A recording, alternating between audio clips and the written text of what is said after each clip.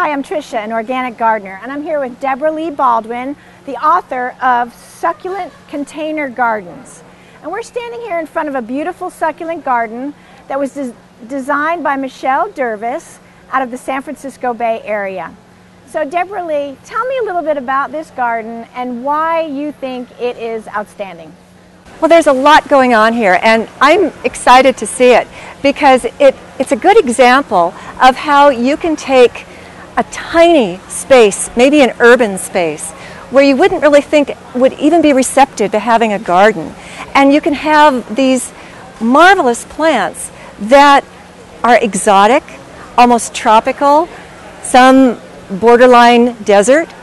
And you can have plants in a tiny confined area that you might not be able to have if you have a larger property, even in the same vicinity. Oh, really? Yeah. Why? Well, because walls and hardscape absorb the sun's heat. So if this wall, let's say that this lovely yellow wall here was being just baked in the sun, and these plants are loving it because they're tropical and they're warm climate plants. They're zone 9 and 10 plants. That wall, during the night when temperatures drop, is going to radiate warmth and heat into this area. And maybe there are walls on either side. Maybe there's an apartment building. So you have a very sheltered microclimate. So what we're looking at, I don't know, do you want to talk about plants or Sure, more about design? yeah. Because I love the stair-step way that this looks. It gives some dimension. It's got, you could put a little sitting area here, maybe a tete-a-tete. But I'm all about succulents, and that's where my heart is. And I'm seeing some really beautiful specimens here. Look at this sunburst aeonium here. This is just so stunning. And I think this is one of the succulents that really seduce people. When they first get interested in succulents, they see this. It looks like a big daisy. It's variegated, it's interesting. And then look what the designer, Michelle Derviss, has done here.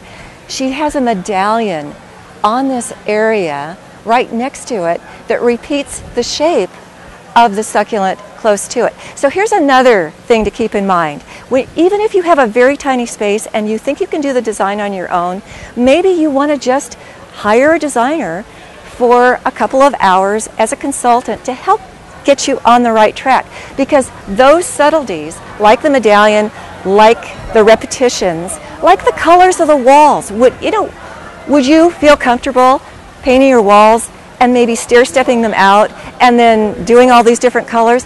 That's what a designer does. And you notice these colors too. This great green here, this yellow. She probably took a leaf of this into Patched it up. yeah, exactly, and said, this is the color I want. I want to repeat that. I want this green, because any other green might fight with this composition. And she's kept to a nice color palette here. So obviously, some of these plants are probably too tender for really cold areas, but they can be grown indoors, correct? Oh yeah, a lot of these make excellent house plants. I will say though that succulents do tend to like as much light and heat as you can give them, well, except for desert heat. Unless they're cacti, they're not going to do really well for you in the desert. But for the most part, give them as much air circulation, bright light, and warm temperatures as you can. Most are frost tender. Now, that's certainly true of this exquisite aeonium here, as well as this clumping aeonium back here. Bromeliads tend to be very tender. We have an agave here. Now this is a cultivar, agave whale's tongue, and it will go to about 25. Oh, wow. But remember, we're creating a microclimate here. So you can cheat a zone. You can kind of elbow downward a little bit and nestle into maybe zone 8. So you mentioned that we might be able to cheat a little bit with the zones. And so if I did that, I suppose if it got really, really cold, we could cover it with a frost blanket or some kind of agrabah blanket to protect it. And, you know, for a few nights once a year.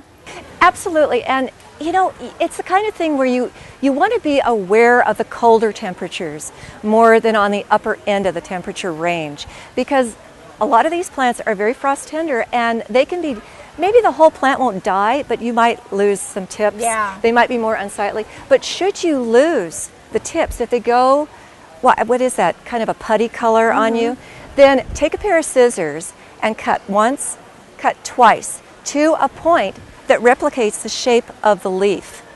If you only cut once, in other words, one angle, and you think, oh, you know, that's all I need to do, it's going to look funny. You have to follow the line of the leaf.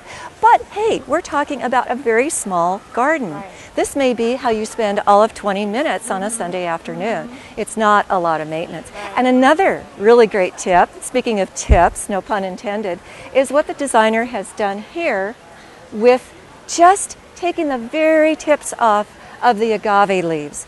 This is a great idea because agaves, look how sculptural this plant is, how beautiful it is. And yet people are afraid of agaves because they have these really sharp leaf tips. A lot of them do. Not all of them, but most of them do. And they're thinking, oh my gosh, it's going to draw blood. It's going to impale my toddler or terrier. But if you go around and you just snip off the leaf tips and blunt them, not so much that you compromise the beautiful geometry of the plant, but you defang it, it can give you that great sculptural element without being a hazard. They're gorgeous, really beautiful. So just one more question, Yes.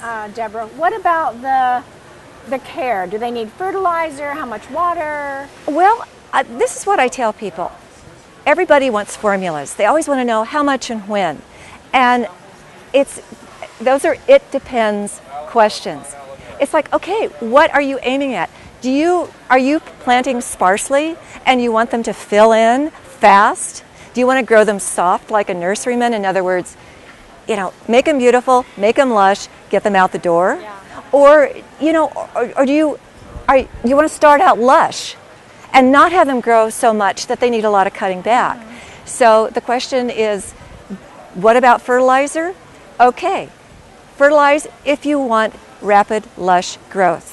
With succulents, that's basically once a year in spring at the start of the growing season. A balanced type of fertilizer? Yes, balanced. Okay. Yeah, a good So balanced they're not fertilizer. Real heavy feeders, And I they're like a liquid special- fertilizer too. Okay. Yeah. And you especially don't need to fertilize them if they're already healthy and close together. If they're looking like you want them to look, leave them alone. Otherwise, go ahead, fertilize them and take cuttings. You know, make wreaths, make vertical displays, give them away to your friends. Well, it's very interesting and it's a beautiful garden. I'm glad we were able to talk. Take another quick look at succulent container gardens. If you're interested in gardening with succulents, I highly recommend this book. So thank you very much, Thank you, Deborah, Patty. and Pleasure. Grow Organic for Life.